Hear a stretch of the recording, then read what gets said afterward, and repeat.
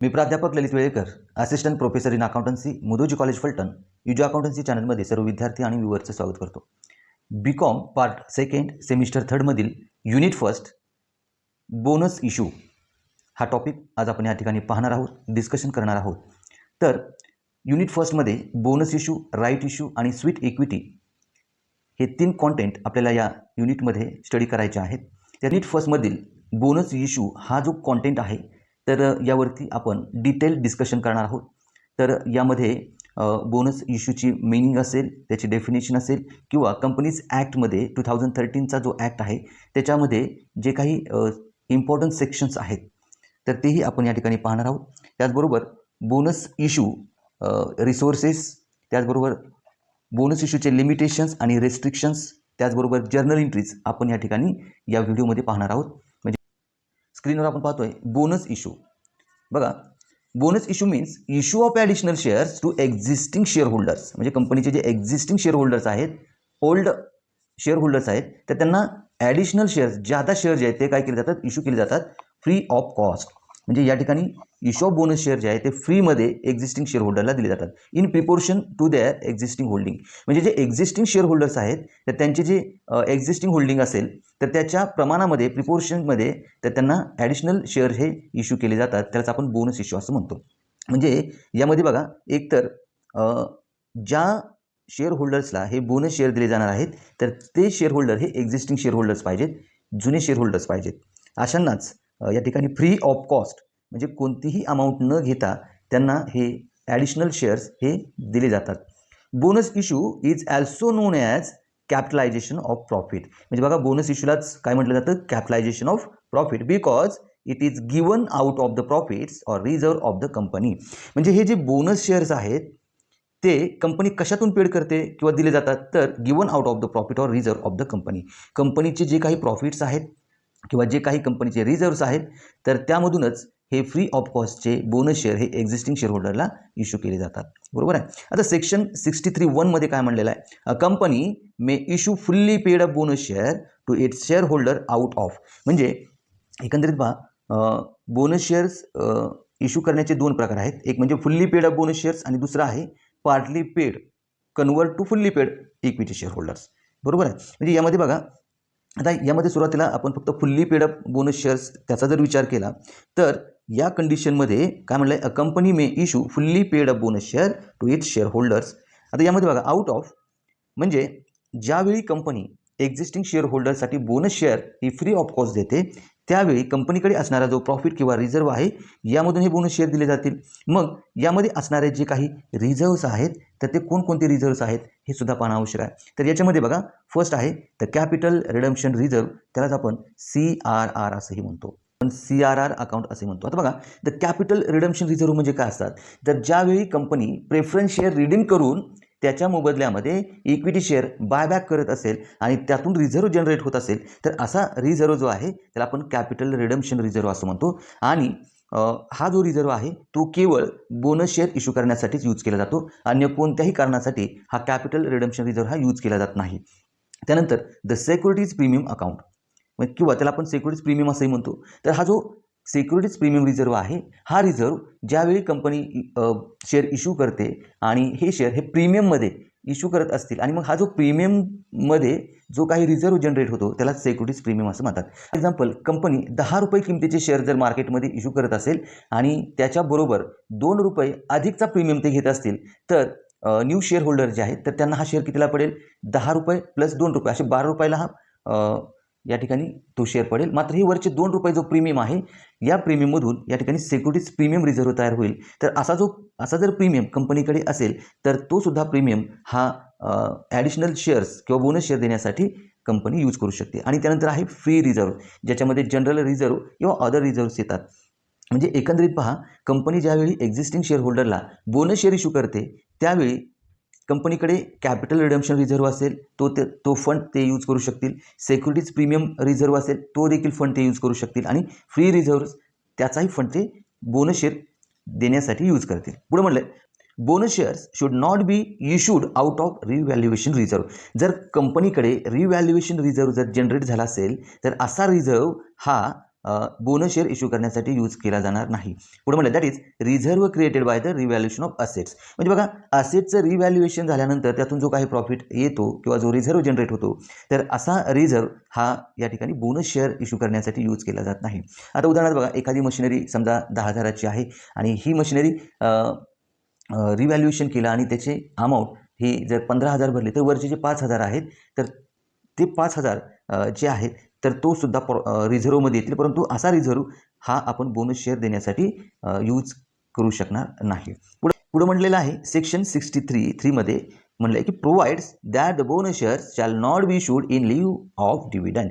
म्हणजे बघा कंपनीकडे जे रिझर्व्हस असतात म्हणजे कॅपिटल रिडम्पशन रिझर्व्ह असेल, हा रिझर्व्ह फक्त बोनस शेअर इश्यू करण्यासाठी यूज केला जातो. सिक्युरिटीज प्रीमियम रिझर्व्ह असेल किंवा फ्री रिझर्व्हस असतील किंवा प्रॉफिट अँड लॉस अकाउंटचा बॅलन्स असेल तर हा जो फंड आहे हा फंड कंपनी जनरली यूज करते डिव्हिडंड पेड करण्यासाठी.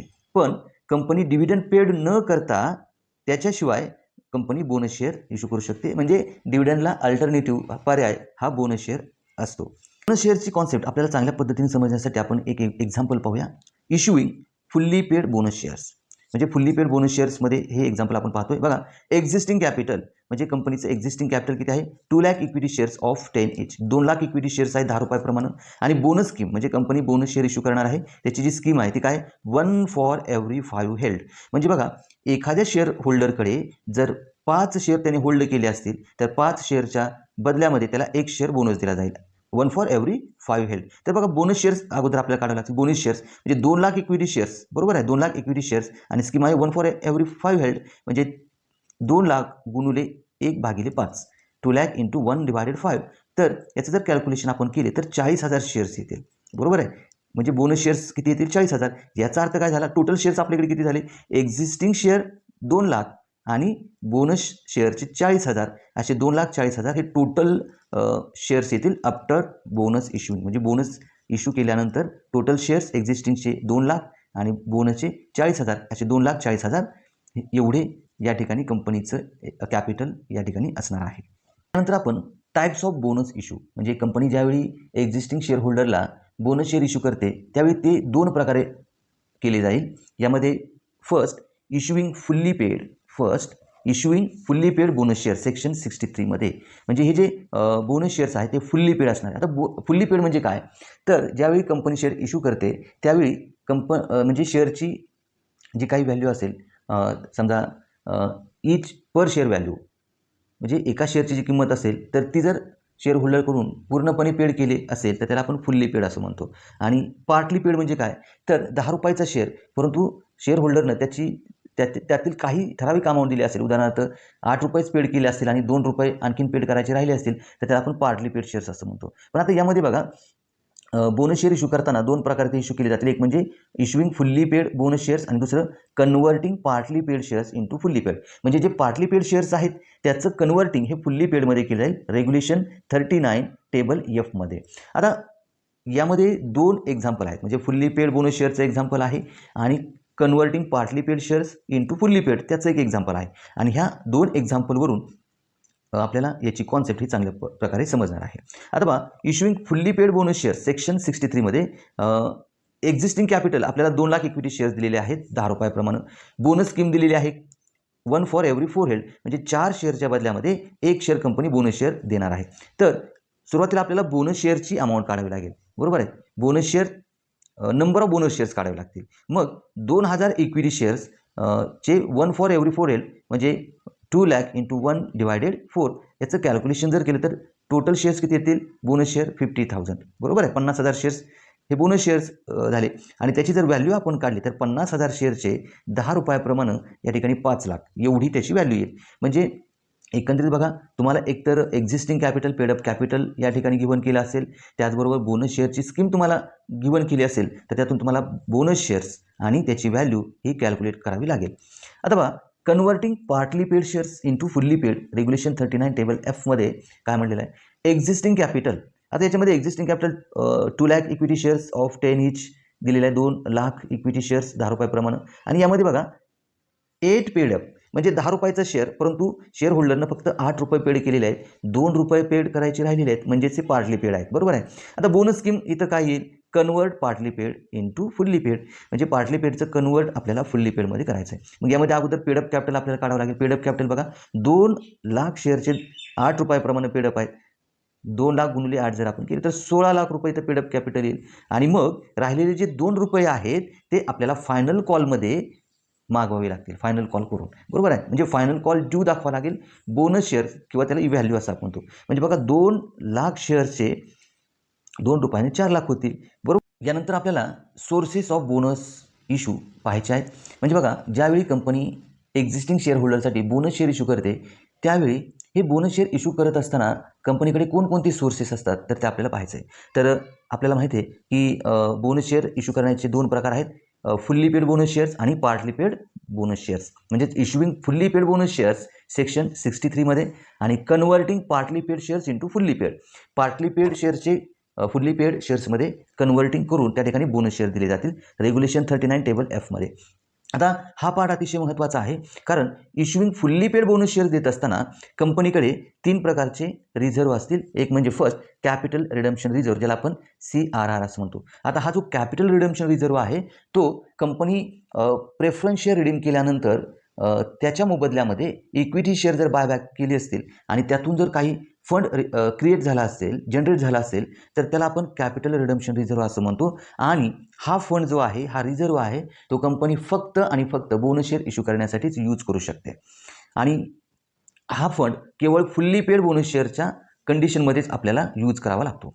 त्यानंतर सेकंड रिझर्व्ह आहे सेक्युरिटीज प्रीमियम. आता सेक्युरिटीज प्रीमियम जो आहे, ज्यावेळेस कंपनी न्यू शेअर होल्डरला इक्विटी शेअर इश्यू करते आणि मग फेस व्हॅल्यूपेक्षा ॲडिशनल अमाऊंट घेऊन, प्रीमियम घेऊन जर हे शेअर विकले जात असतील तर हे जे ॲडिशनल अमाऊंट आहे त्यातून जो काही फंड जनरेट होतो त्याला सेक्युरिटीज प्रीमियम असं म्हणतात, बरोबर. आणि तिसरा आहे फ्री रिझर्व्स, बरोबर आहे. आता यामध्ये सेक्युरिटीज प्रीमियममध्ये काय म्हटलं आहे, for listed companies as per SEBI regulation 294 only securities premium collected in cash can be utilise. म्हणजे बघा जर म्हणजे ज्या काही लिस्टेड कंपन्या आहेत, लिस्टेड कंपन्या, तर त्याच कंपन्या सेबी रेग्युलेशन 294 मध्ये जो काही सेक्युरिटीज प्रीमियम आहे तो जर त्यांच्याकडे कॅश स्वरूपामध्ये जर कलेक्ट झाला असेल, कॅशमध्ये असेल, तरच ते त्या ठिकाणी बोनस शेअर फुल्ली पेडमध्ये इश्यू करू शकतील. विदाऊट कॅश ते या ठिकाणी बोनस शेअर देऊ शकणार नाहीत. आणि फ्री रिझर्व्ह सेक्शन 243 मध्ये म्हणलेलं आहे, which are available for distribution as dividend. म्हणजे बघा फ्री रिझर्व्ह हा शेअर होल्डरला, जे एक्झिस्टिंग शेअर होल्डर्स आहेत तर त्यांना डिव्हिडंड देण्यासाठी यूज केला जातो, परंतु डिव्हिडंड न देता त्याच्या मोबदल्यामध्ये बोनस शेअर हे इश्यू केले जातात रिझर्व्हमधून, फ्री रिझर्व्हमधून. पुढे म्हणले does not include unrealised gain, revaluation gain, change in carrying amount of assets and liabilities. म्हणजे बघा याच्यामध्ये अनरिअलाइज्ड गेन असेल किंवा रिव्हॅल्युएशन गेन असेल किंवा असेट आणि लायबिलिटीज रिव्हॅल्युएशन अमाऊंट असेल, त्याच्यामध्ये बदल होणारे अमाऊंट असेल, तर अशी अमाऊंट आपण फ्री रिझर्व्हमध्ये घेत नाही आणि अशी अमाऊंट आपण fully paid bonus share issue करण्यासाठी करत नाही. आणि इथं पहा converting partly paid shares into fully paid. म्हणजे ज्यावेळेस पार्टली पेड शेअरचं कन्वर्टिंग हे फुल्ली पेडमध्ये करत असताना फक्त फ्री रिझर्व्हच यूज केले जातील, बरोबर आहे. म्हणजे कॅपिटल रिडम्पशन असेल, सेक्युरिटीज प्रीमियम असेल, हे दोन्ही रिझर्व्ह या ठिकाणी converting partly paid shares into fully पेडमध्ये यूज केले जात नाही, फक्त फ्री रिझर्व्ह या ठिकाणी बोनस शेअर देण्यासाठी यूज केले जातील. याच्यामध्ये विद्यार्थ्यांनी लक्ष ठेवायचं आहे की कॅपिटल रिडम्पशन रिझर्व्ह आणि सेक्युरिटीज प्रीमियम रिझर्व्ह हे दोन्ही रिझर्व्ह हे partly paid shares into fully पेडमध्ये यूज केले जात नाहीत, फक्त फ्री रिझर्व्ह यूज केले जातात. आता यानंतर आपल्याला बोनस इश्यूचे रेस्ट्रिक्शन बघायचे. म्हणजे आपल्याकडे आता या ठिकाणी बघा रिझर्व्ह अँड सरप्लस आपण या ठिकाणी घेतलेला आहे आणि त्याचा एक सिक्वेन्स आहे, बरोबर आहे. आणि सगळ्यात महत्त्वाचं काय तर बोनस शेअर इश्यू करत असताना कंपनी बोनस शेअर देण्यासाठी 1 ते 5 प्रकारचे फंड हे कंपनीकडे अवेलेबल असतात आणि मग त्यातील सिक्वेन्स वाईज या ठिकाणी कंपनीला हे फंड हे यूज करावे लागतात, बरोबर आहे. तर याच्यामध्ये आपण रिझर्व्ह अँड सरप्लस घेतलेले आहेत. एका बाजूला issuing fully paid bonus shares आहेत आणि दुसरीकडं converting partly paid shares into fully paid shares आहेत. आता यामध्ये बघा पहिला जो रिझर्व्ह आहे CRR, म्हणजे ज्याला आपण कॅपिटल रिडम्पशन रिझर्व्ह असं म्हणतो, बरोबर आहे. तर हा जो फंड आहे कॅपिटल रिडम्पशन रिझर्व्ह हा आपण फुल्ली पेड बोनस शेअर देण्यासाठी त्या ठिकाणी यूज करू शकतो. मात्र पार्टली पेड शेअर्सचे फुल्ली पेडमध्ये कन्वर्ट करत असताना कॅपिटल रिडम्पशन रिझर्व्ह हा आपण यूज करू शकणार नाही, त्याला रेस्ट्रिक्शन असणार आहे. त्यानंतर दुसरा जो रिझर्व्ह आहे तो सिक्युरिटीज प्रीमियम. आता हे जे सिक्युरिटीज प्रीमियम असतात तर ते दोन प्रकारचे असतात, म्हणजे इन कॅश आणि विदाऊट कॅश. बरोबर आहे, इन कॅश आणि विदाऊट कॅश. तर आपल्याला माहिती आहे आता या ठिकाणी बघा, इन कॅश म्हणजे काय, तर कंपनी ज्यावेळेस शेअर इश्यू करते आणि फेस व्हॅल्यूपेक्षा जादा रक्कम घेत असेल, म्हणजे 10 रुपयाचा शेअर जर 12 रुपयाला विकला तर 12 रुपये म्हणजे वरचे जे 2 रुपये आहेत तर त्याला आपण प्रीमियम असं म्हणतो. आणि हा प्रीमियम जर कंपनीला कॅशमध्ये मिळाला तर त्याला आपण इन कॅश असं म्हणतो. या कंडिशनमध्ये फुल्ली पेड बोनस शेअरमध्ये आपण हा फंड यूज करू शकतो, मात्र पार्टली पेड शेअर्समध्ये तो आपण यूज करू शकत नाही. आता बघा त्यानंतर विदाऊट कॅश. आता विदाऊट कॅश म्हणजे काय, जर समजा एखादी असेट आपण परचेस केली आणि त्याच्या मोबदल्यामध्ये शेअर आपण दिले, बरोबर आहे, आणि त्याच्यावर प्रीमियम लावला असेल तर असे मात्र आता या ठिकाणी बघा आपण असेट खरेदी केलेली आहे आणि शेअर दिलेले आहेत, म्हणजे इथं कोणत्याही प्रकारचा कॅश ट्रान्झॅक्शन झालेलंच नाही, विदाऊट कॅश आहे. तर या कंडिशनमध्ये मात्र हा जो सिक्युरिटीज प्रीमियमचा रिझर्व्ह आहे तर हा रिझर्व्ह फुल्ली पेड बोनस शेअरमध्ये आपण यूज करू शकत नाही. आणि converting partly paid shares to fully पेडमध्ये सुद्धा हा विदाऊट कॅश सिक्युरिटीज प्रीमियमचा फंड आपण यूज करू शकत नाही. तिसरा रिझर्व्ह आहे कॅपिटल रिझर्व्ह. कॅपिटल रिझर्व्ह सुद्धा इन कॅश आणि विदाऊट कॅश अशा दोन प्रकारे असतो. बरोबर आहे. कॅपिटल रिझर्व्ह इन कॅश असेल तर आपण या ठिकाणी फुल्ली पेड बोनस शेअरसाठी यूज करू शकतो आणि converting partly paid shares into fully पेडमध्ये सुद्धा तो आपण यूज करू शकतो. मात्र कॅपिटल रिझर्व्ह जर विदाऊट कॅश असेल तर मात्र फुल्ली पेड आणि पार्टली पेड अशा दोन्ही कंडिशनमध्ये तो आपण यूज करू शकत नाही, त्याच्यावर रिस्ट्रिक्शन असणार आहे. त्यानंतर 4 नंबरला रिझर्व्ह आहे जनरल रिझर्व्ह किंवा रेव्हेन्यू रिझर्व्ह. या कंडिशनमध्ये मात्र फुल्ली पेडमध्ये सुद्धा आपण हा रिझर्व्ह यूज करू शकतो आणि पार्टली पेडमध्ये सुद्धा हा फंड आपण यूज करू शकतो. आणि 5 नंबरला आहे प्रॉफिट अँड लॉस अकाउंटचा बॅलन्स किंवा ज्याला आपण सरप्लस असं म्हणतो. हा सुद्धा रिझर्व्ह किंवा फंड आपण फुल्ली पेड बोनस शेअर्समध्ये किंवा पार्टली पेड बोनस शेअरमध्ये आपण या ठिकाणी यूज करू शकतो, त्याला कोणतेही रेस्ट्रिक्शन नाहीत. फक्त आता इथं आपल्याला दिसेल की कॅपिटल रिडम्पशन रिझर्व्ह आपण फक्त फुल्ली पेड बोनस शेअरसाठी यूज करू शकतो, पार्टली पेडसाठी यूज करू शकत नाही. सिक्युरिटीज प्रीमियमसुद्धा आपण इन कॅश असेल तर फुल्ली पेडमध्ये यूज करू शकतो, पार्टली पेडमध्ये नाही. विदाऊट कॅश असेल तर मात्र फुल्ली पेड आणि पार्टली पेडमध्ये आपण यूज करू शकत नाही. इथं बघा कॅपिटल रिझर्व्ह, जनरल रिझर्व्ह आणि प्रॉफिट अँड लॉस अकाउंट हा मात्र आपण फुल्ली पेड आणि पार्टली पेड दोन्हीमध्ये आपण हा फंड यूज करू शकतो. विद्यार्थ्यांनी फक्त लक्षात ठेवायचं आहे कॅपिटल रिडम्पशन रिझर्व्ह आणि सिक्युरिटीज प्रीमियम हे दोन रिझर्व्ह किंवा हे फंड आपण partly paid share into fully पेडमध्ये आपण यूज करू शकत नाही. यानंतर आपल्याला जर्नल एंट्रीज पाहायच्या आहेत, म्हणजे बोनस शेअर्समध्ये ज्या काही जर्नल एंट्रीज आहेत तर त्या आपण या ठिकाणी पाहणार आहोत, डिस्कस करणार आहोत. आता यामध्ये बघा जर्नल एंट्रीज यामध्ये 2 पार्ट आपण केलेले आहेत, issuing fully paid bonus shares आणि journal entries for the bonus issue by converting partly paid shares into fully paid. म्हणजे इश्यू फुल्ली पेड बोनस शेअर्समध्ये ह्या 2 जर्नल एंट्रीज येतील, फक्त 2च जर्नल एंट्रीज यामध्ये आहेत. आणि converting partly paid into fully paid यामध्ये 3 जर्नल एंट्रीज आहेत. म्हणजे एकूण या टॉपिकमध्ये या चॅप्टरमध्ये इश्यू ऑफ बोनस शेअर्समध्ये आपल्याला 5च जर्नल एंट्रीज या ठिकाणी स्टडी करायचा आहे. आता बघा पहिल्यांदा बोनस शेअर्स इश्यू करण्याचा जो पहिला प्रकार आहे issuing fully paid bonus shares, तर यामध्ये 2 जर्नल एंट्रीज आपल्याला कराव्या लागतात. बरोबर आहे. आता याच्यामध्ये पहिली जी जर्नल एंट्री आहे ती आहे sanction of bonus issue out of various reserve. म्हणजे आपल्याकडे जे वेगवेगळे रिझर्व्ह अवेलेबल आहेत त्यातून आपण बोनस शेअर देणार आहोत. मग हे जे रिझर्व्ह आहेत हे रिझर्व्हमधून बोनस शेअर इश्यू करण्यासाठी जे सँक्शनची पहिली एंट्री आपल्याला या ठिकाणी करावी लागेल. तर एंट्री काय होईल, capital redemption reserve account debit, securities premium account debit, general reserve account debit, profit and loss account debit to bonus to share holder account. म्हणजे बघा बोनस शेअर आपण एक्झिस्टिंग शेअर होल्डरला फ्री ऑफ कॉस्ट देणार आहोत. आणि मग आता company free of cost देणार आहे, मात्र कंपनीजवळ असणारे जे हे 4 रिझर्व्ह आहेत या रिझर्व्हचा यूज ते करणार आहेत. बरोबर आहे. म्हणून कॅपिटल रिडम्पशन रिझर्व्ह डेबिट होईल, सिक्युरिटीज प्रीमियम अकाउंट डेबिट होईल, जनरल रिझर्व्ह डेबिट होईल, profit and loss account debit होईल आणि यातून डेबिट होऊन ते बोनस टू शेअर होल्डर अकाउंटला क्रेडिट होतील. बरोबर आहे. आता यानंतर जी दुसरी एंट्री आहे इश्यू ऑफ बोनस शेअर्स. बरोबर आहे. म्हणजे अगोदर हे रिझर्व्ह डेबिट होऊन त्या ठिकाणी मग बोनस शेअर्स आपण दिल्याची एंट्री किंवा बोनस शेअर इश्यू केल्याची एंट्री आपण करणार, त्यालाच कॅपिटलायझेशन ऑफ प्रॉफिट असंही आपण म्हणतो. बरोबर आहे. आता बघा बोनस टू शेअर होल्डर अकाउंटला क्रेडिट झालेली अमाऊंट इथं डेबिट होईल, bonus to share holder account debit to share capital account. बरोबर आहे. म्हणजे एकंदरीत ह्या 2 जनरल एंट्रीवरून काय समजेल आपल्याला, या रिझर्व्हमधील अमाऊंट डेबिट होईल बोनस टू शेअर होल्डर अकाउंटला ती क्रेडिट होईल. त्यानंतर बोनस टू शेअर होल्डर अकाउंटला डेबिट होऊन ते शेअर कॅपिटल अकाउंटला क्रेडिट होईल. म्हणजे बॅलन्स शीटमध्ये जे शेअर होल्डर म्हणजे शेअर कॅपिटल असतं तर त्या शेअर कॅपिटलमध्ये ही अमाऊंट काय होणार आहे, ॲड होणार आहे. जसं की आपण या ठिकाणी बघा हे एक्झाम्पल बघितलेलं होतं. म्हणजे बोनस शेअर्स आपण सुरुवात काढली म्हणजे हे एक्झिस्टिंग इक्विटी शेअर्स आणि त्यानंतर बोनस शेअर्स असे 2,40,000 हे बॅलन्स शीटमध्ये शो होणार. बरोबर आहे. आता यानंतर आपल्याला जर्नल एंट्रीज पाहिजेत. Journal entries for bonus issue bye converting partly paid shares into fully paid shares. म्हणजे पार्टली पेड शेअर्सचे कन्व्हर्टेड हे आपण फुल्ली पेड शेअर्समध्ये ज्यावेळेस करू त्यावेळेसच्या जर्नल एंट्रीज आपल्याला या ठिकाणी पाहिजेत. त्यामध्ये फक्त 3 जर्नल एंट्रीज आहेत. त्यामध्ये पहिली जर्नल एंट्री आहे सँक्शन ऑफ बोनस इश्यू. म्हणजे बोनस इश्यू सँक्शन झाल्याची फर्स्ट एंट्री आपल्याला करावी लागेल. General reserve account debit, profit and loss account debit to bonus to share holder account. आता आपण जो काही थेरीचा पार्ट बघितलेला आहे, आता यामध्ये बघा इथं फक्त जनरल रिझर्व्ह अकाउंट आलेलं आहे आणि प्रॉफिट अँड लॉस अकाउंट आलेलं आहे. बरोबर आहे. कारण पार्टली पेडच्या कंडिशनमध्ये आपण फक्त जनरल रिझर्व्ह आणि प्रॉफिट अँड लॉस अकाउंटचा बॅलन्स यूज करू शकतो. म्हणजे इथं कॅपिटल रिडम्पशन रिझर्व्ह आणि सिक्युरिटीज प्रीमियम आपण यूज करू शकत नाही. त्यामुळे ते 2 अकाउंट किंवा ते 2 रिझर्व्ह इथं येणार नाहीत. फक्त जनरल रिझर्व्ह आणि प्रॉफिट अँड लॉस अकाउंटचा रिझर्व्ह या ठिकाणी येईल. म्हणजे general reserve account debit, profit and loss account debit to bonus to share holder account. बरोबर आहे. आता त्यानंतर जे काही राहिलेली अमाऊंट आहे शेअरची, बरोबर आहे, ती कंपनी काय करेल, फायनल कॉल ड्यू करेल. म्हणजे ही फायनल कॉल ड्यूची एंट्री येईल 2 नंबरला, making the final call due. बरोबर आहे. तर एंट्री होईल share final call account debit to share capital account. म्हणजे या ठिकाणी राहिलेली ड्यूची अमाऊंट येईल. आणि तिसरी एंट्री होईल adjustment of final call due.